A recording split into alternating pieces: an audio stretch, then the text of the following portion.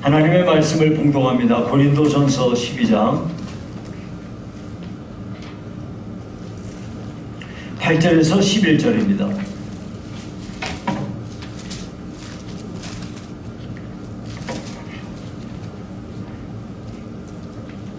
고린도전서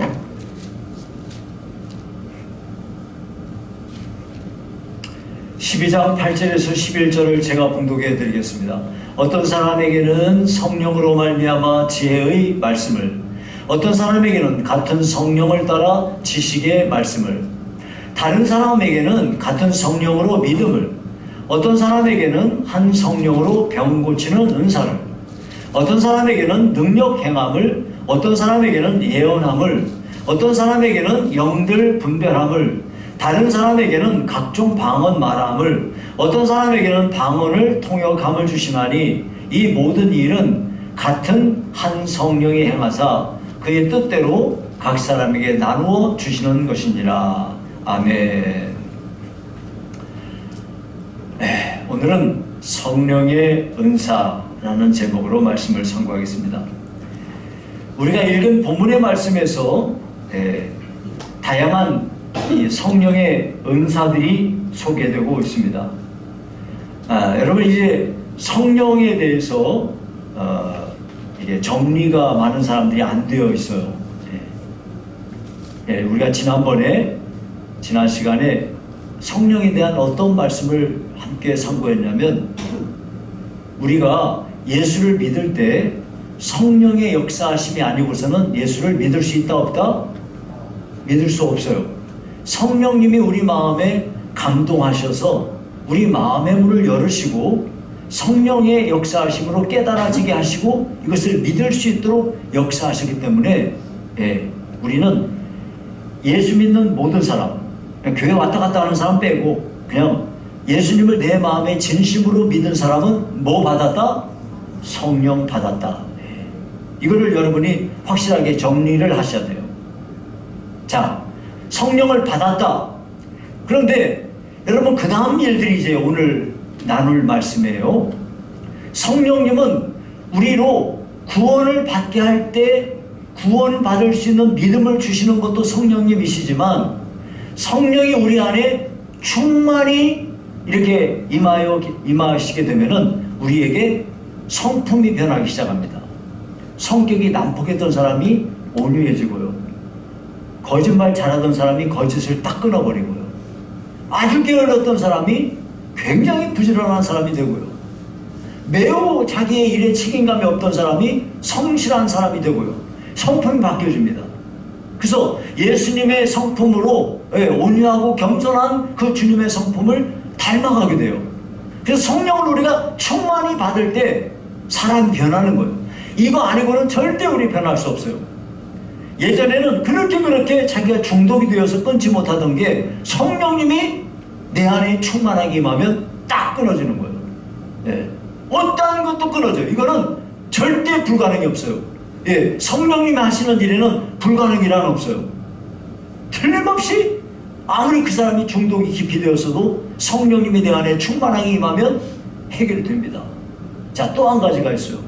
성령님은 이와 같이 우리에게 구원을 주시는 역사도 성령님이 하시고요, 우리의 성품을 바꿔주시는 것도 성령님이 하셔요. 또 오늘 배우고자 하는 은사도 성령님이 주시는 거예요. 은사는 뭐냐면은, 자, 하나님은요, 이 세상에서 첫사람이 타락한 이후에 하나님은 구원 계획을 세상 끝날까지 이어가십니다. 하나님의 구원의 서정을 쭉 이어가시는 일에 하나님은 교회를 쓰시는 거예요. 교회를 이룬 저와 여러분들 한 사람 한 사람이 하나님 앞에서 성령님이 우리에게 은사를 주시면 그 은사를 통해서 내게 주어진 일을 감당함으로 하나님께서 이 교회를 통하여 하나님의 구원의 역사를 이루어 가시는 거예요. 그러니까 성령의 은사를 받아야 교회에서 이 사람은 이런 일에 봉사하고, 이 사람은 이런 일에 봉사하고, 이 사람은 이런 일에 봉사하면서 그렇게 해서 하나님의 뜻을 이루어 가시는 겁니다. 그러니까 성령이 하시는 일이 전부인 거예요. 전부. 성령의 역사를 받아야, 성령의 은사가 우리한테 임해야 우리가 기쁨과 감사함으로 자원하는 마음으로 하나님의 일을 감당하게 되는 겁니다. 그러니까 성령의 은사가 나한테 임하지도 않았는데 내가 어거지로 하잖아요. 그러면 틀림없이 불상사가 나오게 되고 시험 들고 교회에 큰 불의한 일을 이렇게 내놓게 되는 겁니다. 자, 그래서 여러분이 이 점을 잘 정리하셔야 돼요. 자, 우리가 아까 조금 전에도 찬송을 불렀는데 성령의 임하사, 이미 우리한테 성령이 있는데 무슨 성령이 임해요? 이것은 성령이 우리에게 충만히 임하시옵소서, 이걸 말하는 거예요.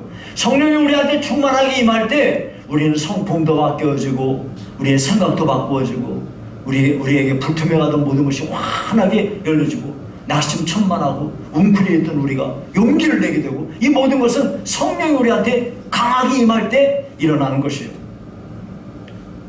자, 그러면 우리가 오늘 집중할 것은 성령의 은사들인데요. 성령의 은사는 하나님께서 하나님의 일을 감당하고자 원하여 사모하는 심령들에게 하나님이 거저 주시는 선물이에요. 그래서 하나님은 각 사람에게 그 사람의 성품과 그 사람의 여러 가지 요소들을 다 종합해서 하나님이 각 사람에게 은사를 주십니다. 근데 오늘 여기 본문에 보니까 많은 은사가 있지만은 그 은사들 가운데 불과 몇 가지를 여기서 소개하고 있어요. 자, 오늘은 본문에 기록된 은사들을 중심으로 해서 여러분들에게 말씀을 드리겠습니다. 자, 첫 번째, 여기 8절에 보니까 어떤 사람에게는 성령으로 말미암아 지혜의 말씀을 그랬어요. 여러분, 지혜의 말씀이라고 했는데요, 지혜의 말씀을 은사로 받은 사람들은요, 우리 앞에 주어져 있는 수많은 난제들, 이걸 어떻게 해결하나 정말 고민이고 괴로울 때 이 지혜의 말씀의 은사를 받은 사람은 하나님께로부터 이 어려운 문제를 해결하는 능력을 얻게 됩니다. 자, 예를 들면 모세가요, 이제 가족들과 함께 있다가 하나님의 부르심을 따라 애굽으로 가지 않습니까? 모세가 혼자 가요. 자, 그리고 이제 광야에서 이스라엘 백성들을 출애굽시켜서 광야에 있을 때 모세의 장인 이드로가 장인인데요. 그 이드로가 모세의 아들들하고 모세의 아내를 데리고 광야로 모세를 찾아옵니다. 그랬더니 모세가 자기에게 자기를 통해서 역사하신 하나님의 그 놀라우신 일을 막 간증을 해요. 그래서 이드로도 큰 감동을 받았어요.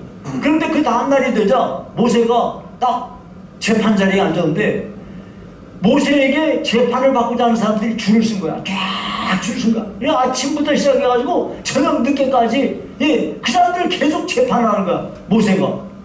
이걸 보고 이드로가 깜짝 놀라가지고, 이야, 자네 이러다가 큰일 나겠네. 도저히 혼자 할 수 있는 일이 아니네. 그러니 자네가 딱 봐서 하나님을 잘 경외하는 사람, 진실하고 사람들한테 뭐 이익을 추구하고 이런 거 아닌 사람들을 잘 봐가지고 그들 가운데서 10부장, 그 다음 50부장, 100부장, 1000부장을 세우게. 그래서 작은 일이면 10부장이 해결하고, 그보다 좀 큰 일이면 50부장이 하고, 그보다 더 큰 일이면 100부장이 하고, 더 큰 일이면 1000부장이 하고, 진짜로 큰 일이 있으면 자네가 하게. 이렇게 충고를 했어요.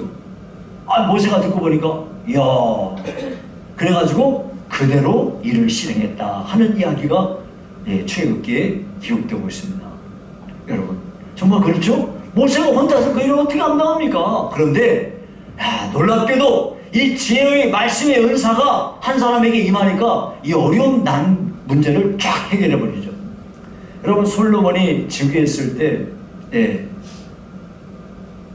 두 명의 창기가 솔로몬에게 찾아왔어요. 이 두 사람의 창기는 한 집에서 사는데 3일 간격으로 아들을 낳았어요. 자, 그런데 이 두 여인이 자다가 한 여자가 자기 아이를 그만 실수로 깔고 누워가지고 그 아이가 아침에 보니까 그냥 죽은 거예요. 이 여자가 너무 당황했나 보지, 어떻게 할까 하다가 3일 차이 난 그 아이하고 죽은 아이하고 바꾸치기를 딱 했네. 그리고는 모르는 척 했어요. 근데 한 여자가 딱 일어나 보니까 아이가 숨을 안 쉬네. 나이가라고 막 했는데 어떻게 보니까 이거 내 아이 아닌데? 그래가지고 이 여자들끼리 막 박 터지게 싸우는데, 그래가지고 솔로몬 왕한테 왔어요. 자초지종을 딱 듣더니 솔로몬이 말하기를, 칼 가져와라.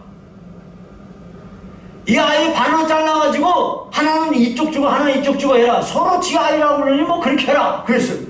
그래가지고 칼로 자르려고 하니까 생모의 엄마가 아이고 아이고 아이고 아이고 아이고 아이고 죽이지만 마세요. 저 여자 주세요 그냥 했단 말이에요. 그때 한 여자가 내 것도 되지 말고 네 것도 되지 말고 반 잘라줘요. 솔로몬이 말하기를 저 여자가 진짜야. 저 여자에게 아이를 줘라. 그 광경을 목격한 사람들이 솔로몬을 엄청 두려워했어요. 왜냐하면 하나님께서 그에게 놀라운 지혜를 줬기 때문에 그렇습니다.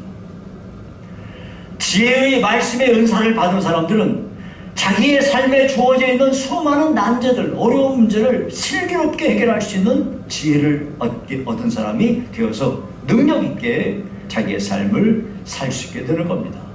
이것이 바로 지혜의 말씀의 은사다 하는 겁니다. 자, 그 다음에 보니까 어떤 사람에게는 같은 성령을 따라 지식의 말씀을, 이 지식의 말씀이라는 것은 제가 오늘 여러분에게 설교를 합니다. 예. 근데 설교를 해도 어려운 문제를 성경에서 이해가 잘 되지 않는 것을 제가 쉽게 여러분들이 알아듣기 쉽게 정확한 메시지를 전한다면 제가 하나님 앞에서 지혜의 말씀의 은사를 받은 사람이에요.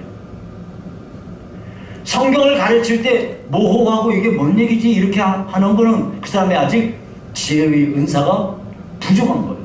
지혜의 말씀의 은사가, 지식의 말씀의 은사가. 그런데 어떤 사람들은 성경을 가르칠 때 명료하게 잘 가르쳐요. 왜? 지식의 말씀의 은사가 그에게 임했기 때문에 그런 거예요. 어떤 사람은 주일학교 교사인데 아이들을 공과를 잘 가르쳐요. 예. 목장을 이끌어가는 목자인데 이 사람이 목원들에게 알아듣기 쉽게 뭘 잘 가르치고 이렇게 그런 걸 한단 말이에요. 그러면 그 사람에게 지식의 말씀의 은사가 임한 거예요. 그래서 여러분 어떤 사람은 또요 이렇게 낙심한 사람을 찾아가서 위로하는데 그 위로할 때 적절한 그때의 적절한 말씀을 딱 갖다 주면서 그 사람에게 마음을 정말 낙심한 사람을 위로할 때 그 사람에게 지식의 말씀에 그런 은사가 임했기 때문에 그렇게 그런 역할을 감당할 수 있게 되는 겁니다. 만약에 이런 은사가 부족하면은 뭔가 말을 엄청 많이 하는데 알아듣지 못하겠어. 저는 지금도 제가 총신대학교 신대원 다닐 때 교수님 한 분을 참 저는 잊지 못해요.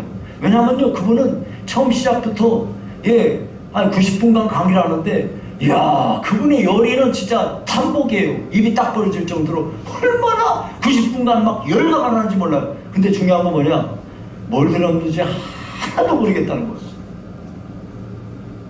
그 얘기가 그 얘기인 것 같고, 그 얘기가 그 얘기인 것 같고, 한 시간 반 동안 내내 들었는데 전혀 알아듣지 못하겠어. 뭔 얘기인지.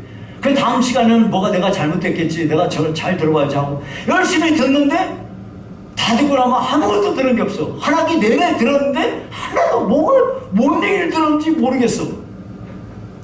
그분은 교수기는 교수인데 지식의 말씀의 은사가 임하지 않은 것 같아요. 네, 참고는 딱 합니다. 자, 여러분들도 지식의 말씀의 은사가 임해서 하나님의 말씀을 잘 가르칠 수 있는 그런 은혜가 있기를 바랍니다. 자, 여기 이제 9절인데요. 9절에 보니까 다른 사람에게는 같은 성령으로 믿음을 그랬어요. 믿음의 은사인데요. 여러분이 믿음의 은사라니, 여러분이 믿음이라는 단어가 이 믿음이라는 단어가 보니까 이 헬라어로는 피스티스라는 단어예요. 근데 이 단어는 세 가지의 믿음이 있어요. 그거 보면 첫 번째는요, 구원받는 믿음이 있고요. 두 번째는 하나님의 그 신실하심, 그 하나님의 신실하심에 대해서 하나님을 향한 그 신실한 믿음을 딱 갖는 거, 변함없이. 그리고 세 번째가요, 어떤 자신에게 주어진 특별한 상황에서 하나님 앞에 막 간절하게 부르짖어 이렇게 하는 그 강한 믿음, 이런 걸 세 가지를 다 포함해요. 그러니까 여기서 믿음의 은사를 이라고 말할 때는 일본의 경우 구원받은 믿음은 이미 우리한테 있으니까 그걸 말하는 게 아니에요. 우리 이미 구원받은 하나님의 사람인데 믿음의 은사가 우리에게 뭐가 필요하겠어요? 예, 그것이 아니라 하나님을 향해서 그 신실한 믿음을 갖는 것, 성경에 기록된 약속을 한치의 의심 없이 그대로 믿고 따라가는 것, 이런 거는요, 그 믿음의 은사를 받은 사람이 그렇게 가질 수 있는 거예요. 여러분이 같이 예수를 믿어도 어떤 사람은 엄청 의심이 많아요. 왜 이렇게 의심이 많은지 몰라요. 예. 왜 그럴까요? 그분에게 믿음의 은사가 임하지 않아서 그런 거예요. 예. 그런데 어떤 사람은 예수님을 처음 믿을 때부터 의심이라는 게 없어요. 그냥 성경에 있는 게 그대로 믿어져요. 그냥 믿어지니까 믿는 거예요. 이런 사람은 왜 그래요? 하나님이 그 사람에게 특별한 믿음의 은사를 줬기 때문에 그런 거예요. 자, 여러분, 이제 히스기야가 하나님 앞에 젊은 나이에 너 죽으니까 빨리 준비해라 하고 그 얘기를 딱 듣고 나서 벽을 향하여 하나님께 막 부르짖는데 나 살려달라고 어떻게 하나님께 부르짖으니까 하나님이 너 죽어야 되는데 네가 하도 부르짖 그러면 너 15년 더 살아라. 그리고 하나님이 15년을 더 덩어리 줬단 말이에요. 그러니까 이 경우는 히스기야가 어떤 믿음을 가진 거예요? 예, 살려달라고 죽어라고 부르시니 강한 믿음이 있으니까 그 믿음대로 된 거예요.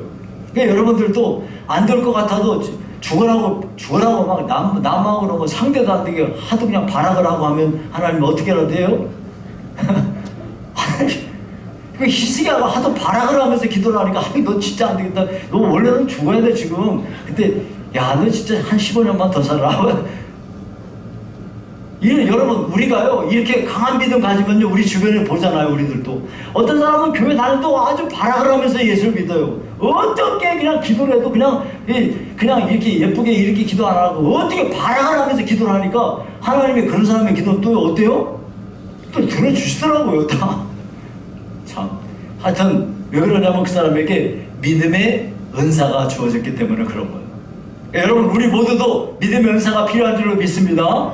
예, 예수님을 믿어도 기왕이면 우리가 믿음의 은사가 임해서 하나님의 약속을 의심 없이 100%다 믿어버려야지.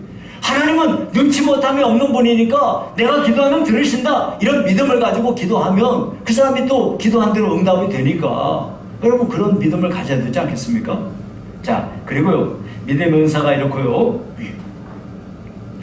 그 다음에 이제 9절 거기 중간에 보니까 어떤 사람에게는 한 성령으로 병 고치는 은사를. 여러분, 이 병 고치는 은사는요, 의학적인 치료가 안 되는 상태, 초자연적인 하나님의 기적으로 치료받는 것을 말하는데요. 예, 성경에는요, 이 병 고치는 은사에 대한 얘기가 가득합니다. 예, 예를 들면요, 베드로하고 요한이 성전에 이제 기도하러 가는데, 그 성전에 들어가는데 문이 여러 개가 있어요. 그 중에서 미문이라고 하는 문을 가는데 거기서 태어나면서 한 번도 걸어본 적이 없는 사람이 거기서 구걸을 해요. 그러니까 사람들이 거기다가 이제 매다가 갖다 놓으면은 거기서 구걸하는 거죠. 그 사람은 구걸하는데 베드로와 요한이 딱 보니까 그 사람을 딱 주목해서 보더니 그 사람에게 말했어요. 우리를 보라 그랬어요. 그랬더니 이 사람이 뭔가 얻을까 하고 딱 베드로하고 요한을 보니까 베드로가 말했어요. 은과 금은 내게 없거니와 내게 있는 것으로 내게 주노니 곧 나사렛 예수 그리스도의 이름으로 일어나 걸어라 하고 딱 잡고 일으켰더니 발과 발목에 힘이 생기면서 이 사람이 걷고 뛰는 기적이 일어난 거예요. 예. 이런 기적이 왜 그렇게 임했을까요? 이거는요, 이 베드로에게 하나님께서 주시는 병 고치는 은사가 그에게 임했기 때문에 이런 역사가 일어났던 거죠. 여러분이 바울 사도도 이 선교 여행을 하면서 병 고치는 은사가 엄청나게 강하게 일어났어요. 예. 오죽 했으면요, 에베소에서 사역할 때에는요, 막 강력한 성령에 임해가지고 병 고치는 은사가 바울 사도에게 임하니까 이 바울 사도가 이 바울 사도 몸에서 나온 이 손수건이나 앞치마 가져다가 사람들이 병든 사람에게 그걸 얹어다 놓으면 그 병이 떠나갈 정도로 엄청나게 강력하게 병 고치는 은사가 임했습니다. 나중에요, 바울 사도가 체포돼 가지고 로마로 압송되고 있을 때 그 배가 파산했거든요. 그래가지고 멜리데라고 하는 섬에 이렇게 들어가게 돼요. 근데 그 섬에서 가장 큰 유력자, 가장 높은 사람이 누구냐면 보블리오라고 하는 사람인데, 이 사람의 장인어른이 이지라고 열병에 걸려가지고 누워있는 거야. 바울사도가 딱 손놓고 기도했더니 그 병이 떠나버린 거야. 그래가지고 막 엄청난 대접을 받고 그렇게 했어요. 이와 같이 하나님께서 성령으로 말미암아 병 고치는 은사를 딱 허락해 주신 거예요. 여기 병 고치는 은사는요, 우리 교회 성도들 가운데도 그런 사람 많아요. 그런 체험을 한 사람들이. 저도 체험을 했고요. 그런데 병 고치는 은사에 대해서 어떤 사람들은요, 너무 이걸 신실하게 믿다 보니까 병원에 가는 거, 사람이 아팠는데 병원에 가는 거, 약 사 먹는 거, 이거 믿음이 없는 행위라고 비난하는 사람이 있어요. 기도해야지 뭐 왜 그러냐. 물론 기도해야지. 하지만 여러분이 꼭 아셔야 될 것은, 하나님은 이 세상에 주어진 과학 발달이라든가 의술이라든가 이런 걸 전부 하나님은 하나님의 섭리 가운데 이것들을 사용해서 사람의 병도 고치고 새로운 일도 이루시고 하는 거예요. 그런 건데 만약에 믿음이 없어가지고 병원 간다고 이렇게 해버리면은 하나님께서 세상을 주관하시는 하나님의 섭리를 다 차단해버리고 오직 우리는 기도만 받아야 치료된다고 그런 생각을 갖게 될 수 있어요. 그건 정말 우리가 주의해야 되는 것입니다. 얼마든지 하나님은요, 약을 통해서도 우리를 고치시고요, 또 의사를 통해서도 고치시는 겁니다. 다만 하나님께서 어떤 사람은 아무리 약을 써도 안 듣고 아무리 좋은 의사한테 이 병원 저 병원 찾아다녀도 무슨 병명인지도 알지도 못하고 그걸 치료 못 받는 그런 사람들이 있어요. 이런 사람들에게 하나님께서 하나님의 종을 통해서 이 병 고치는 은사 받은 사람이 기도할 때 이 사람이 깨끗하게 치료되는 역사를 우리가 보게 되는 겁니다. 그러므로 어떤 사람들처럼 사도시대 이후에 병 고치는 은사는 사라졌다 라고 주장하는 사람은 정말 어리석은 사람이 아닐 수가 없어요. 어떤 사람은 오늘날처럼 과학이 이렇게 발달했는데 무슨 그런 거 기도받아서 치료된다고 하냐, 병원에 가야지, 이렇게 주장하는 사람도 이것도 우리가 주의해야 됩니다. 하나님은 지금도 성령을 통해서 하나님의 교회 안에 병 고치는 은사를 통하여 많은 사람을 치료하기를 기뻐하십니다. 다만 우리는 우리가 할 수 있는 만큼 우리가 병원에 가야 되면 병원도 가고 약도 먹고 하면서 우리가 꼭 기억해야 될 것은, 하나님께서 하나님 앞에 약을 먹으면서도 기도하셔야 돼요. 하나님, 이 약을 먹고 치료되게 해주십시오. 우리가 병원에 가서 의사한테 우리가 진단을 받거나 치료를 받거나 수술하거나 할 때도 하나님께서 이 의사의 손을 통해서 나를 좀 고쳐주십시오, 이렇게 해야 돼요. 여러분, 우리가 반드시 알아야 될 거는, 어떤 사람들은 그래요. 아이고, 의사 선생님만 믿겠습니다. 의사 선생님만 믿으면 안 돼요. 우리는 하나님을 믿어야 돼요. 의사 선생님은 조금 여러 가지 중에서 조금 하나 아는 거지, 여러분 의사가 다 알 것 같아요? 의사가 다 알면 박사게요. 물론 박사가이죠. 그런데 그 박사라고 해봐야 이제 1000가지 만가지 중에 하나 아는 박사예요. 1000가지 만가지 중에 하나만 아는 박사라니까요. 그러니까 여러분, 우리는 항상 기억해야 돼요. 우리 하나님이 우리를 고치시는 줄로 믿으시기 바랍니다. 네. 자, 그 다음에 가요. 여기 보니까 10절에 보니까 어떤 사람에게는 능력 행함을 그랬어요. 능력을 행하는 은사가 있어요. 여러분, 능력을 행한다는 거는 우리가 하나님의 역사 속에서 성령이 계시다면은요, 성령이 계신 것처럼 사탄이 있어요. 사탄의 역사가 일어나는데 사탄에게는 그를 추종하는 귀신의 세력들이 있어요. 근데 이게 제가 이 귀신의 얘기를 하면은 자꾸 여러분들 중에 어떤 사람은 헷갈리는 사람이 있어요. 옛날에 우리나라에서 전통적으로 내려오던 전설 따라 삼천리, 머리카락 풀르고 이렇게 눈을 뒤좀 까고 뭐 이런 귀신으로 생각하는데, 그런 귀신이 아니라 사탄의 쫄개들인 귀신. 이건 영적인 존재이기 때문에 눈에 보이는 게 아니에요. 어떤 사람들이 자꾸 옛날에 진짜 있었다니까 그러면서 빗자루 귀신이 있었어. 그 빗자루 귀신이 막 날아다니더라고 그러면서 진짜 이것처럼 막 그렇게 꿈에 봤는지 어떤지 옛날에는 빗자락 귀신이 날아다니는데 지금은 안 날아다니는지. 그런 귀신 말고 사탄의 쫄개, 사탄의 졸개 무리들이 이렇게 귀신의 역사로 이렇게 나타납니다. 그래서 늘 이와 같이 귀신의 역사 속에서 어떤 사람들은 굉장히 고통을 당합니다. 예를 들어서 바울 사도가 빌립보에서 막 전도를 하고 있는데 점쳐서 점치는 귀신 들린 여종이 하나 있었어요. 그러니까 이게 뭐예요? 점치는 귀신 들린 여종. 그러니까 오늘날로 말하면 신내림 받은 그 벼락 맞은 동자 뭐 그런 거. 예를 들어서 하여튼 이름이 참 묘해요. 여기도 오다 보니까 이름이 뭐더라? 이름이 되게 신기하던데. 하여튼 그런 신기한 이름을 가진 이런 사람들, 이렇게 귀신 들려서 점치는 사람이니까 이 사람이 점이 맞을 것 같아요? 안 맞을 것 같아요? 귀신같이 맞추죠. 귀신같이 맞죠. 그래서 괜히 귀신의 역사가 아니라 그래서 그것을 통해서 사람들을 미혹하죠. 자, 그런데 이 귀신 들린 여종 하나가 바울 사도를 따라다니면서 계속 말하는 거예요. 이 사람들은 지극히 높은 하나님의 종으로서 구원의 길을 여러분에게 알리는 분이다. 그래서 이 말 맞아요? 틀려요? 한마디도 틀린 말이 없죠. 이 사람들은 지극히 높은 하나님의 종으로서 여러분이 구원받을 길을 가르쳐주는 사람들이다. 그러니까 얼마나 좋아요.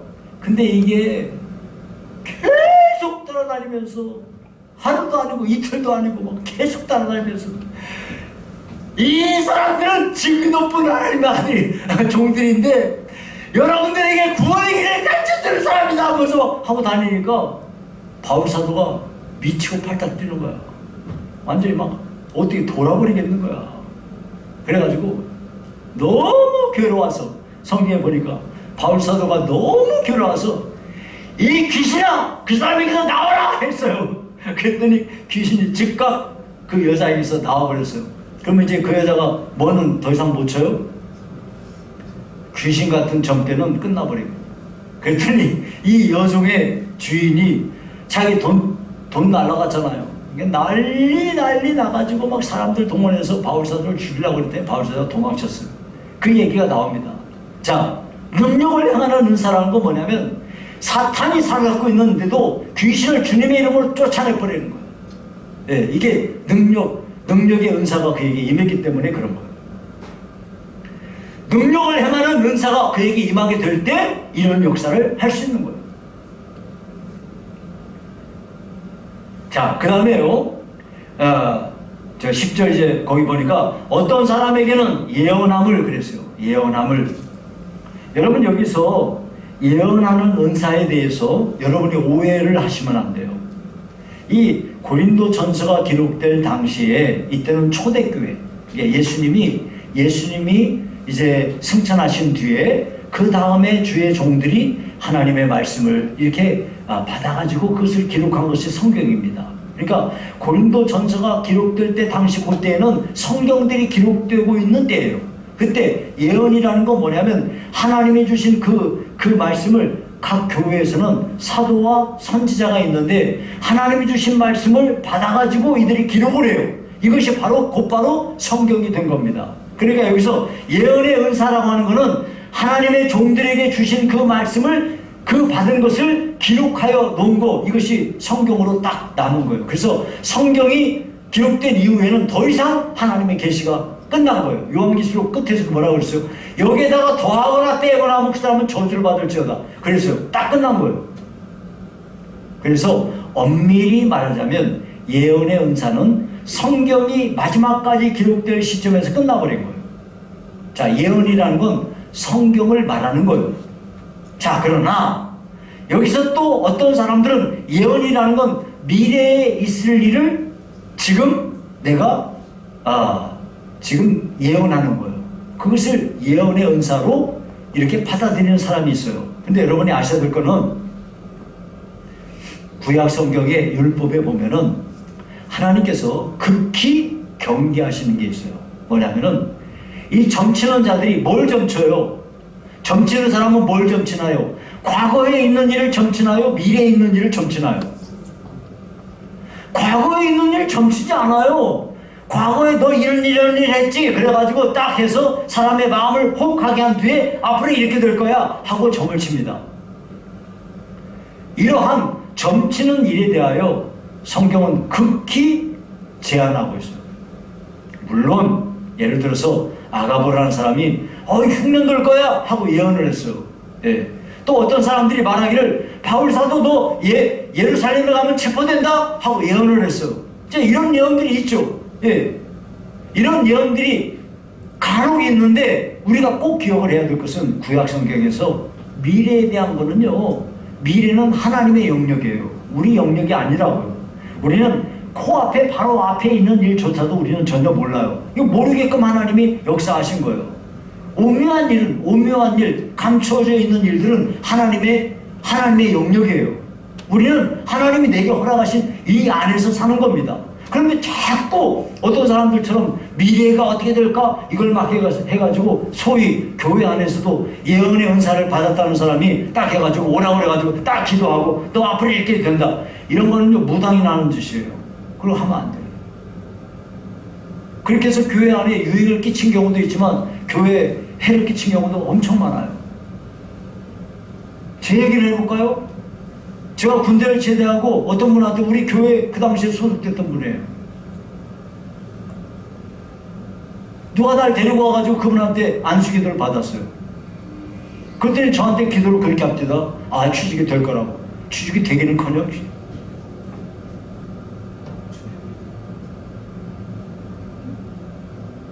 지금 나 어디에 있어요?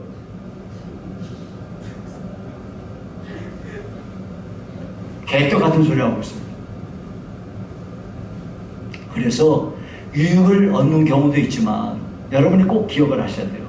내가 총신대학교 1학년 딱 들어갔더니 그 구약을 가르치시는 교수님이 굉장히 귀에 거슬리는 말을 하더라고요. 내가 여태까지 신앙생활 해온 것과 막 이상하게 반대되는 이야기를 막 하는데 거부감이 어마어마하게 오는 거예요. 근데 이분이 딱 그 얘기를 쫙 하면서 그러시는 거예요.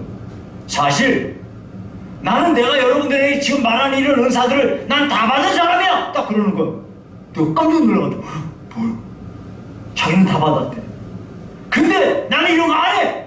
그러면서 안 하는 이유를 딱 얘기하는데 이유가 뭔지 알아요?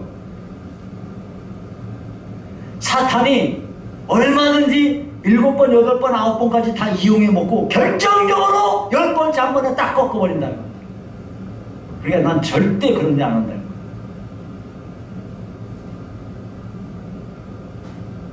그래서 여러분, 우리는요, 예언의 은사다 이런 걸 할 때 실제로 하나님께서 어떤 사람에게 그렇게 미래를 알아볼 수 있는 예언의 은사를 주실 수도 있죠. 하지만 여러분들이 기억해야 될 것은 그것에 맹신하면 안 되겠다는 거예요.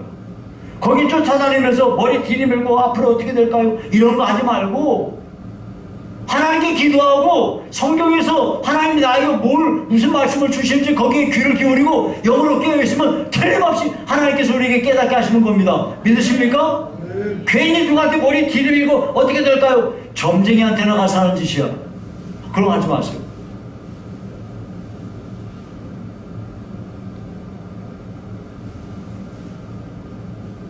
자, 예언함을 그 다음에 어떤 사람에게는 영들 분별함을. 자, 여러분, 영들을 분별하는 은사가 필요해요. 예를 들면 많은 사람들이 이단에 들어갔어요. 왜 그럴까요? 영을 분별하는 은사가 없어서 그런 거예요. 여러분이 성령이 있으면 악령이 있어요. 이 악령의 역사를 이걸 구분을 하지 못하니까 사람들이 이렇게 너무나 많은 사람들이 파괴되고 잘못된 길로 들어서게 되는 거예요.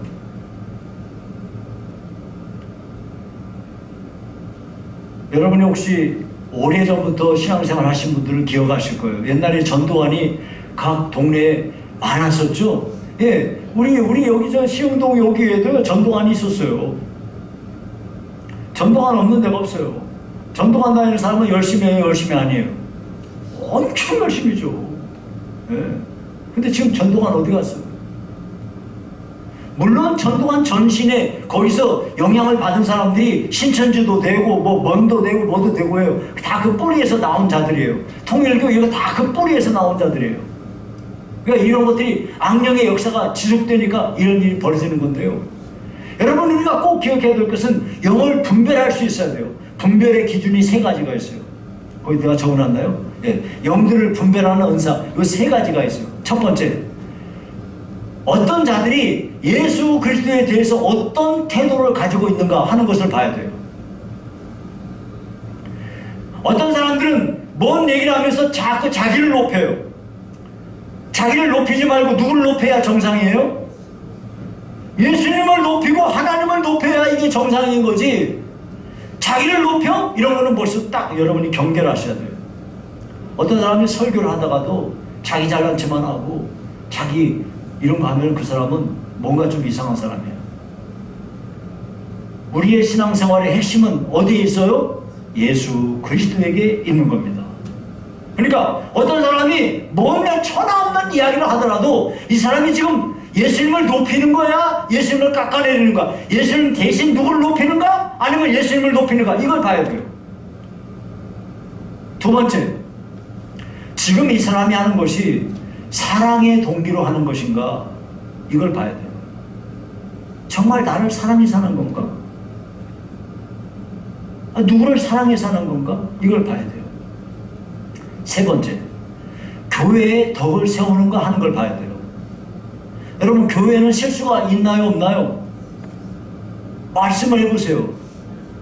교회는 실수가 있나요, 없나요? 자, 교회 실수 없는 교회가 있나요? 이 세상에는 존재하지 않아요.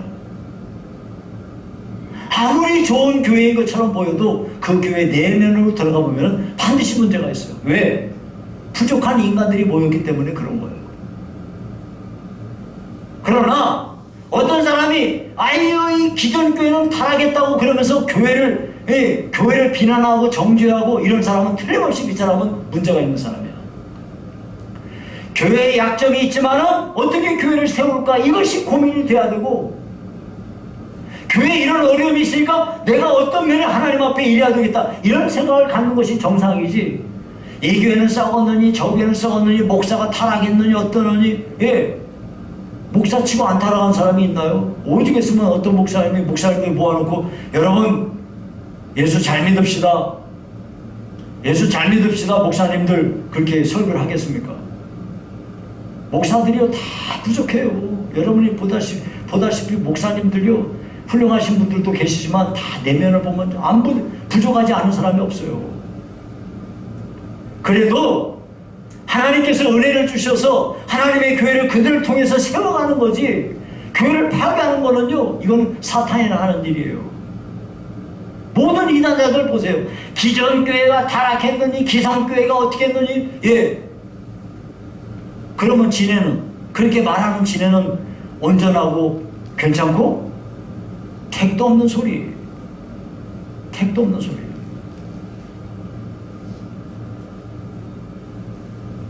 그래서 영을 분별할 때 이것이 성령의 역사인지 악령의 역사인지 이것을 구분하려면 첫 번째 기준, 예수 그리스도를 높이는가 이걸 봐야 돼요.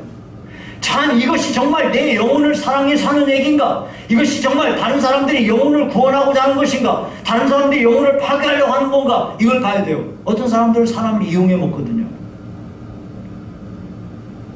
세 번째가 지금 이것이 하나님의 교회를 세우는 일인가? 하나님의 교회를 파괴하는 일인가? 이걸 봐야 돼요.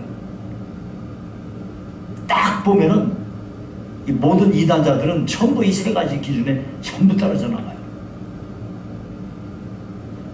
자, 영들은, 그 다음에, 자, 이제, 그 10절에 중간에 보니까, 어떤 사람에게는, 다른 사람에게는 각종 방언 말함을 그랬어요. 여러분, 이 방언은요, 사도행전 2장에 보면 마가의 다락방에서 120여 명의 사람들이 모인 곳에 성령이 임했어요. 그래가지고 막 방언을 막 말했거든요. 근데 이 방언은 정말 신기한 방언이에요. 그 당시에가 명절이기 때문에 천하 각지에서, 언어가 다른 많은 유대인들이 예루살렘에 모였어요. 근데 이들이 방언을 말할 때 그 방언 말하는 거를 요즘으로 쉽게 말하자면 독일 사람은 독일 말로 알아듣고, 이탈리아 사람은 이탈리아 말로 알아듣고, 러시아 사람은 러시아 말로 알아듣다는 거예요. 이거 얼마나 놀라운 일이에요. 이게 정말 있을 수 없는 일인데, 이것은 딱 한 번 일어난 거예요. 그 이후에는 그런 방언은 없어요. 이 고린도 교회에서 지금 말하고 있는 방언이라는 건, 이것은 우리가 하나님께 기도를 하지만 우리는 마땅히 기도할 바도 제대로 알지 못하는 자들이에요. 그래서 성령이 말할 수 없는 탄식으로 우리를 위하여 기도한다 그랬거든요. 그러니까 성령님이 내 안에 내주하시면서 우리가 방언으로 기도하게 되면 내 속에 있는 기쁜 것까지도 이걸 드러내어 하나님께 기도하는 유익을 얻게 되는 거예요. 그래서 방언 기도를 하게 되면 본인 신앙에 큰 유익을 얻게 되는 겁니다. 단, 내가 받은 방언은 다른 사람이 전혀 못 알아들어.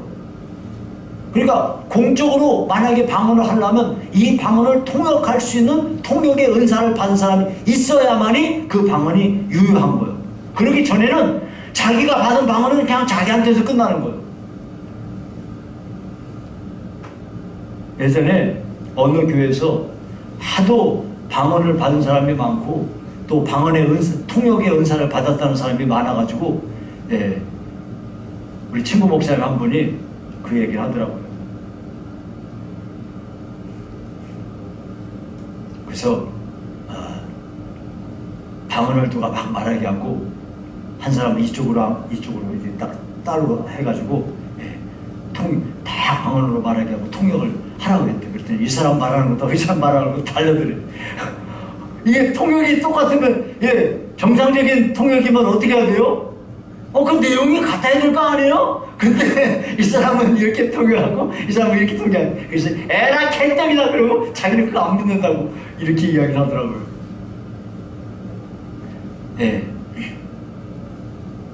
여러분, 그래서 자, 오늘 이제 여기 지금 여러 가지 은사들 가운데 이렇게 정도만 나왔어요. 그래서 11절에 보니까 이 모든 일은 같은 한 성령이 행하사 그의 뜻대로 각 사람에게 나누어 주시는 것이니라. 같은 성령이 하셨기 때문에 한 성령이 방언으로 말하고 한 성령이 통역한다면 어떻게 돼요? 이게 같은 내용이야지 맞지 않겠습니까? 네, 바로 그런 거예요. 성령의 역사가 우리에게 모두에게 임해서 여러분 모두의 삶에 큰 신앙의 유익이 있기를 바라요. 말씀을 맺습니다. 성령이 임해야 우리가 구원받아요. 또 성령이 우리에게 임하신 성령이 충만히 우리에게 임할 때 우리는 성품이 변하고 우리의 삶이 변하여 옛날에 과거의 옛사람을 벗어던지고 주 안에서 성령으로 새 사람을 입게 되는 것입니다. 나아가 하나님의 거룩한 영광을 위하여 하나님의 구원의 서정을 이루어가는 과정에서 우리가 하나님 앞에 쓰임을 받으려면 반드시 우리가 은사를 받으셔야 돼요. 하나님 앞에 여러분이 기도하고 간절히 사모하면 은사를 주세요. 그 은사를 통해서 여러분은 마음껏 하나님을 섬길 수 있고 여러분의 그 은사를 활용하여 교회는 강건하게 세워지게 되고 많은 사람이 유익을 얻게 되고 교회가 부흥하는 은혜가 있게 됩니다. 여러분이 은사를 사모하셔야 돼요. 여기 나온 은사는 극히 일부만 나온 거예요. 많은 은사가 성경에 또 많이 기록되어 있습니다.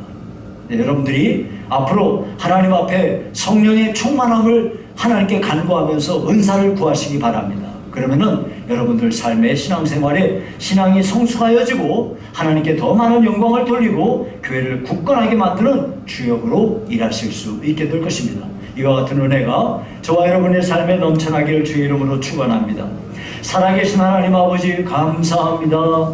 하나님 우리 아버지께서 복에 복을 더하사 우리 성도들에게 성령의 충만함을 허락하여 주시되 특히 각자에게 아버지여 각 은사를 허락하시옵고 하나님 아버지 사모하는 영혼들에게 은사를 부어주심으로 하나님의 교회를 든든히 세우며 자신의 신앙을 성숙하게 하며 하나님의 영광을 충만히 드러내는 귀한 심령들이 되게 하여 주시옵소서. 예수님의 이름으로 기도하옵나이다. 아멘.